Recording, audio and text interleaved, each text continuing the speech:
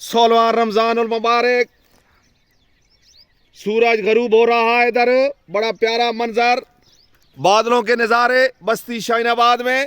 Cameraman Habibur Rahman साहब आपको दिखाते हुए इधर बाग में बेहतरीन फूल खिलती हुई, बेहतरीन खुशबू का मनाजिर, बहुत ही दिलचस्प मंजर है इस वक्त बस्ती शाहीनाबाद और उसके गिरदरवा में। ताम अगले 24 घंटों में बारिश का फिलहाल कोई इम्कान नहीं है। बहुत प्यारा मौसम है इस वक्त, परिंदे अपने घरों को लौट रहे हैं। बहुत ही दिलकश मंजर है इस वक्त बस्ती शाहीनाबाद का।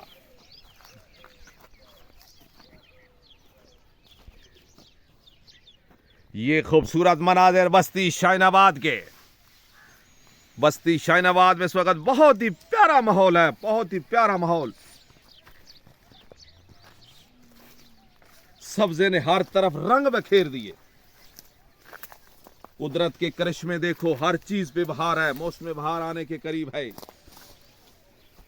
ये गंदम के मनाजिर और सूरज गरूब होने का बहुत ही दिलचस्प नजारा इस वक्त सामने है।